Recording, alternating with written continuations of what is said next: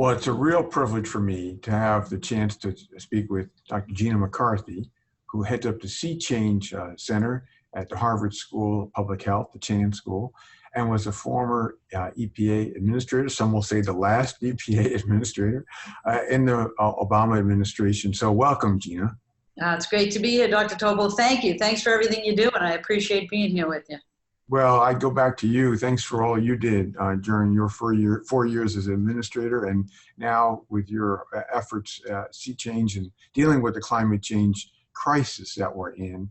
I guess one thing I would start with is that we're so far behind here in Medscape. We haven't given adequate priority to this true global crisis. So maybe you could set the stage as to where does this get started? What can we do? What kind of some general remarks?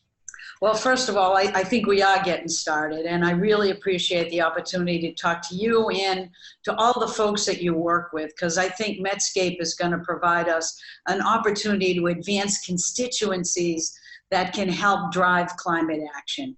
Here's the thing in a nutshell, is that for many years I've been working on climate change, but I've always felt that it has gotten to be a confusing and a partisan issue, when really it is a pretty straightforward, if not complicated, science question that's already been answered. And that we really need to broaden the ability for people to take action to address this challenge, which I agree with you is one of the biggest threats of our time. But I think what people have seen it as is a distant issue, something that's happening to the planet or faraway places. And my job here at Harvard Sea Change is to really use the science to articulate the current threats that climate change poses to public health today, and to work with you and others to reach the healthcare community, because you're so trusted advisors to human beings. I want to make sure we're thinking about the public health challenges that climate change poses, but also the opportunities we have to drive real prevention of health problems and to get the healthcare community more adequately and vitally engaged in this issue as trusted advisors. So I really want to connect climate and health directly. I want people to know that climate change is a threat to them today, but I also want them to know that we have solutions so that we can turn this challenge into a real opportunity to advance health today while we're protecting the planet. And that's the whole ball of wax. Well, that's terrific, Gina. I think the essential point you made is this connection between climate change and health, which has not been appreciated until relatively recent times. It was almost like they were in different orbits of some kind. And now what I'd like to do is delve into the specifics about how connecting the dots. And so perhaps, the one we could talk about is infectious diseases. Sure. And there's so many that are exacerbated by the change in climate. Can you comment about those concerns? Yeah, there's a variety of diseases that are actually communicable diseases that are really going to be and already are changing their patterns in terms of the communities that are exposed to the vectors or to the contaminants related to contagious disease and infectious disease. Let me give you, just a few examples. One is, you have malaria, where you have vector-borne diseases that are changing, where they're impacting, exposing new communities to malaria. While we've fought so hard to narrow the number of people exposed, that exposure is now shifting. So it's a whole other education effort that needs to be made, and opportunities to really follow where those mosquitoes are going and how we take care of limiting the kind of mosquito populations that are going to impact health. You have issues like in a flood, the contamination of water supplies. Right. We're underestimating just how much that impacts, in particular, poor and middle class communities, where actually during a flood can find exposures not only that result in diarrhea and other potential really serious consequences, especially for children and the elderly, but you also have food contamination that we're seeing now. You have also the spread of Lyme disease, which is also a vector-borne disease, which we in New England are seeing the kind of exposures that we've never seen before. I was just talking to a physician the other day, and his wife is a pediatrician who used to see a couple of cases, basically a month at the most, of Lyme disease. Now it's every single day. Wow. So it's a whole opportunity we need to take to actually educate our physicians on diseases they haven't had to be sensitive to before, because as you know, early detection and treatment of Lyme disease is critical. Absolutely. Just like early detection of malaria. So it's, it's a whole other ball of wax. And all we can usually talk about are the floods, not what floods mean for people. Right. Well, and just to review this part, I mean, I think the idea that from the vectors, like you pointed out, the mosquitoes, you got not just, Zika, dengue, West Nile, malaria, but also, as you've mentioned, the Lyme, the dengue, encephalitis, the food, as you say, and then the water with Campylobacter and cholera, leptospirosis, crypto, it's just unbelievable there. So now let's move to the air issue, because that obviously is yet another types of health adverse effects. Can you just comment about that too? Yeah, these are the issues that I'm probably most familiar with, because when I was at EPA, I ran the air and climate programs for a while. And I think the more you learn about air pollution, the more you realize just how much it impacts our lives, particularly the most vulnerable, our kids and the elderly. And so we already know that there's about 1 out of 10 kids in the United States today that have asthma. Now, why is asthma important where climate is concerned? Because climate change exacerbates air pollution that triggers asthma attacks and makes them more dangerous. So you're seeing an increase in the challenges for children as well as the challenges for the elderly with air pollution that is getting more frequent and more dangerous for them. And we already know from looking at the WHO studies as well as others that there's at least 9 million people every year that as a result of exposure to pollution, they have premature death and significant additional illness and disease. But 7 million of those are from air pollution. So if you look at climate change, it is a significant public health challenge in the areas of air pollution in particular. But doctor, the good news is that the same efforts you take to reduce climate change are getting at the very same pollution sources that you would get at if you wanted to focus on those public health impacts. So, climate change is really carbon pollution. You can start working on these issues, save lives today, and get at the very same long-term sources you need to actually stabilize the world in which we live for the future for our kids. So that's really the big message. But air pollution, the more you know about it, the more you really hate it. We can see the danger that particulate matter poses because it's not just asthma, but it's connected to heart disease. Sure. It's connected to opportunities for more heart attacks. It is connected with cancer. It's now connected potentially with issues like autism and dementia. There are all kinds of opportunities to keep looking at this.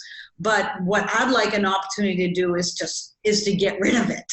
Yes. I don't need any more reason to hate air pollution, and I don't need any more reason to hate climate. I'd just like us to focus our attention and get active.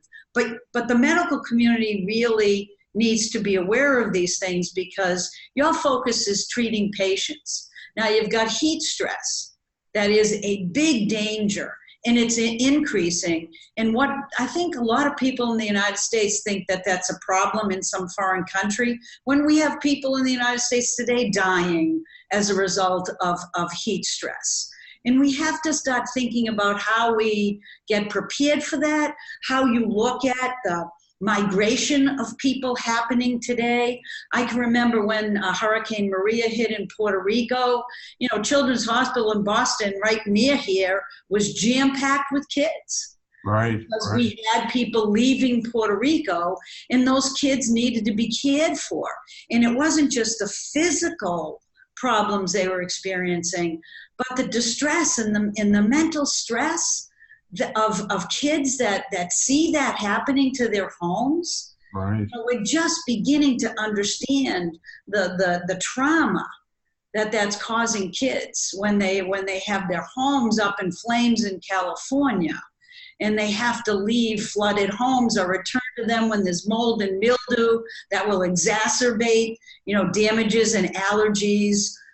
So all of this just says to me that it's time we treated climate change as a real threat to health and started thinking about integrating climate resilience into the medical care profession, as well as, you know, educating physicians about how they look at treating patients differently and what to expect in emergency rooms when these things happen. Yeah, no, that's perfect. Now, one other thing I wanted to connect with before we get into some of the other aspects is this, what was called this, I'm sure you saw it, this Lancet Global Syndemic.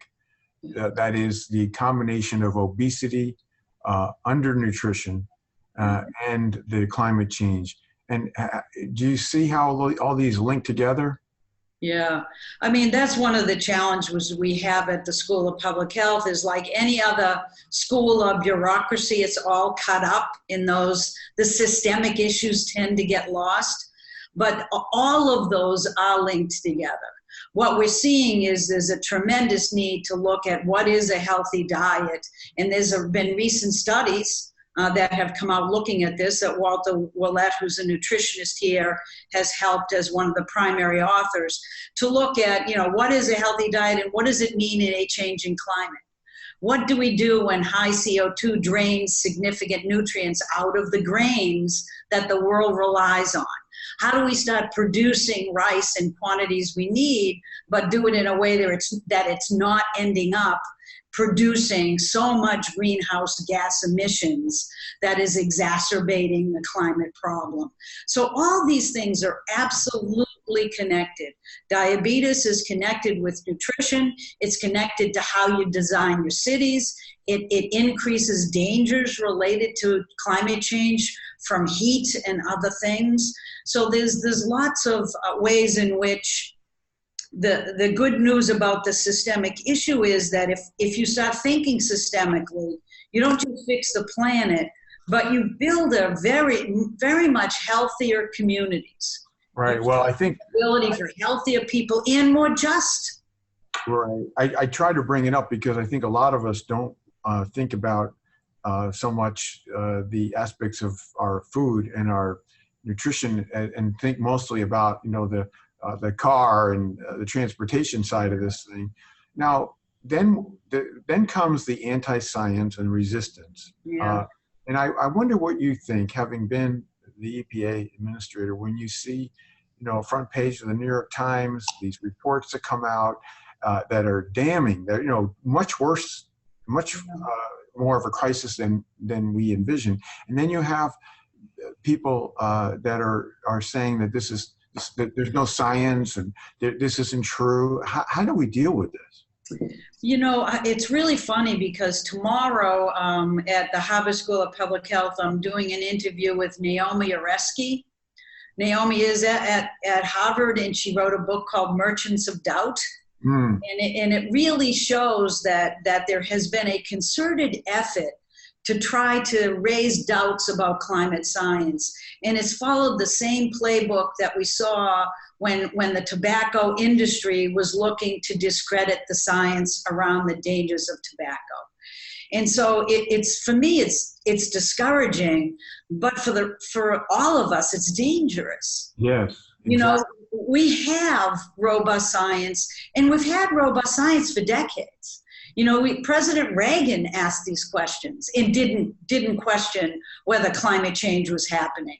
What we've learned more recently is just how quickly the climate is changing and how we need to act more quickly, which is why doubt is the most dangerous thing that you can bring into the equation, and why it's really led to so many people not understanding the need to take action now.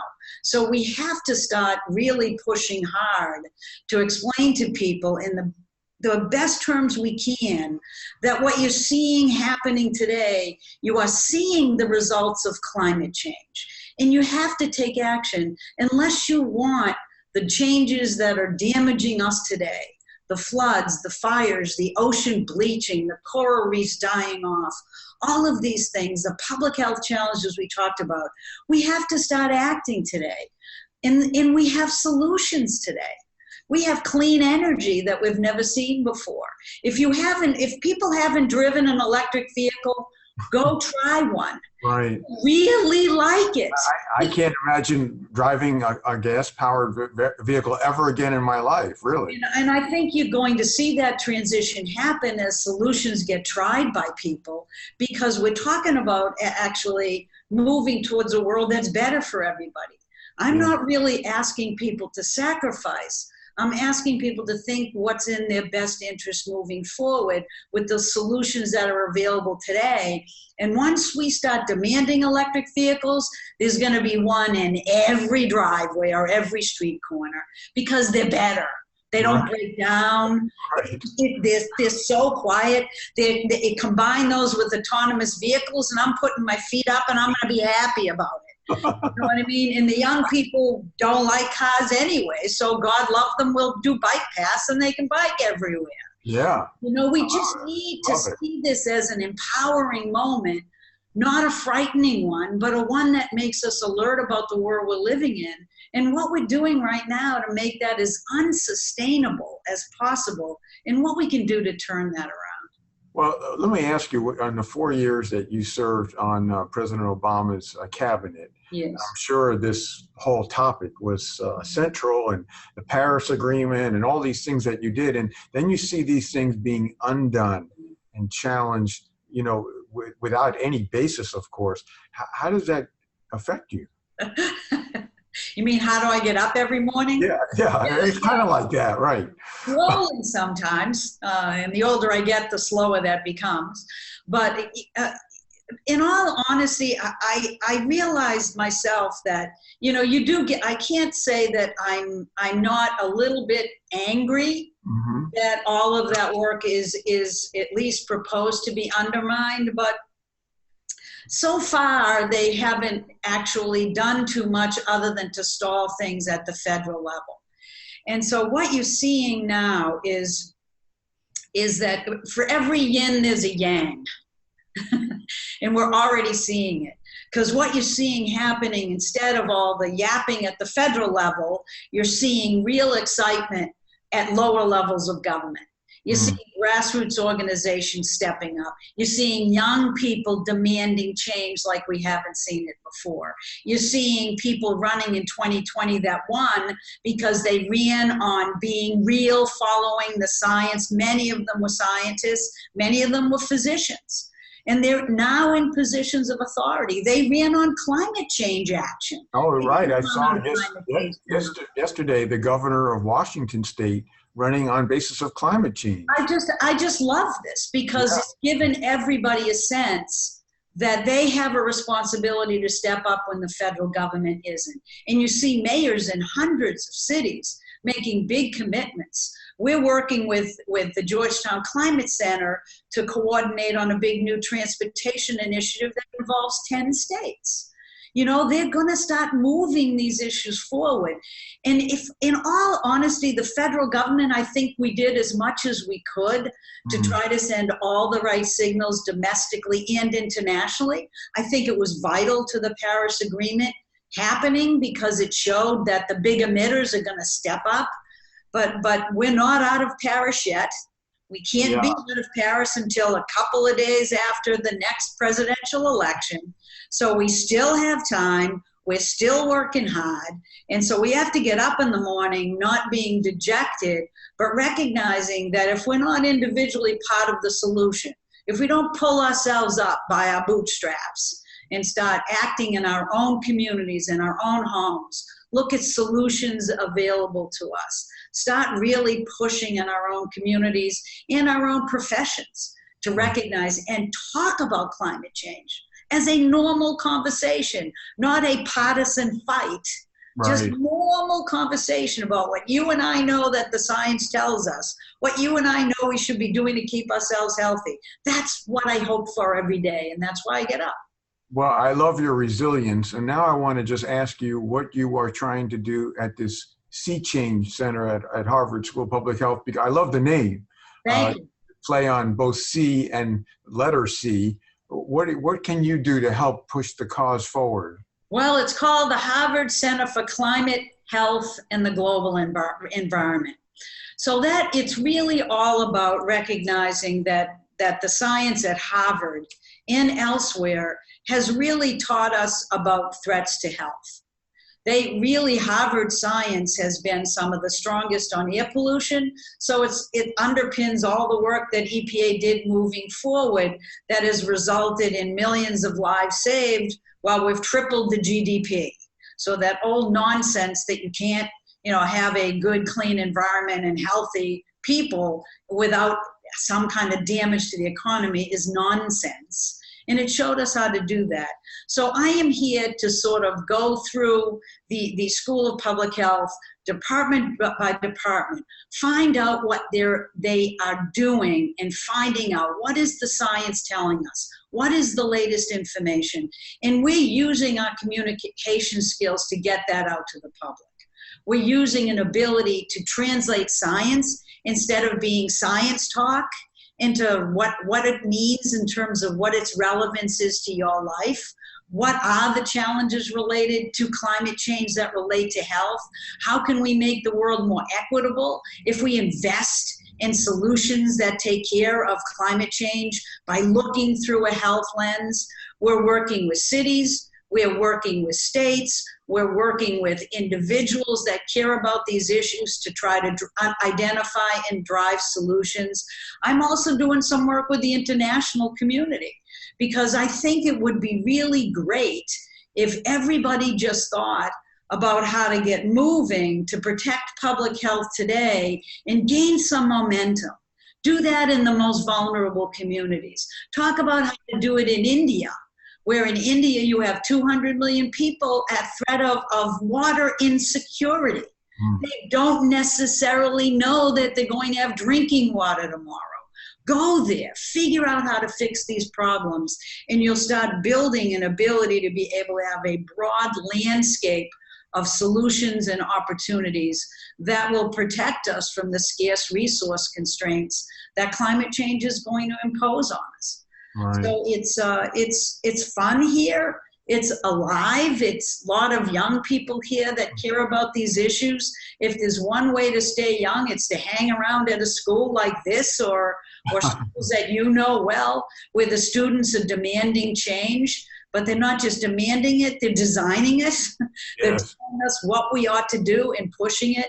So I'll use sort of my ability to know how to communicate, to know who the decision makers are, and to build a constituency for action that will drive those decision makers crazy if they don't stop moving forward. Because it's not their lives I'm worried about, it's the lives of my kids and my grandchildren. And I'm going to do everything I can to make sure they have a decent future. Well, you're bringing up the same concerns that I share, Gina, about our kids, our grandchildren, and how if we don't get moving on this and take this more seriously than ever before, then we're really letting down our own families, our own next generation. And so hopefully, the efforts that you've put forth, this great energy that you've shown us today, hopefully we continue to build on that. I love the point you've made about how young people are on this, both at, working with you and around the world, really. And many countries are really following an exemplary path. And hopefully someday we'll get back on track the way it was when you were part of the administration. So thank you so much for your efforts. We're following the work you're doing at Harvard closely, of course, and I'm hoping that this conversation that we've had, along with more coverage that we'll be having at Medscape on the climate change and its direct effects on all aspects of health, including mental health, are going to be really taken with the seriousness, with the emphasis that can't be mistaken. So thanks, Gina. Great to connect with you. We'll certainly look forward to more with you in the future. Well, Doctor, we will certainly look forward to continued conversations, because one of the big things we're going to be doing is hopefully launching a big public campaign on climate and health. Your voice has always been a shining example, and Medscape can be a great opportunity for us to reach the healthcare community, because we need everybody engaged. And giving me this opportunity has been priceless, and I thank you very much. Thanks. If we get every clinician out there of the millions that are in the Medscape audience, then we'll have done something really worthwhile. Thanks. We'll talk again. You take care. Take care. Bye-bye now.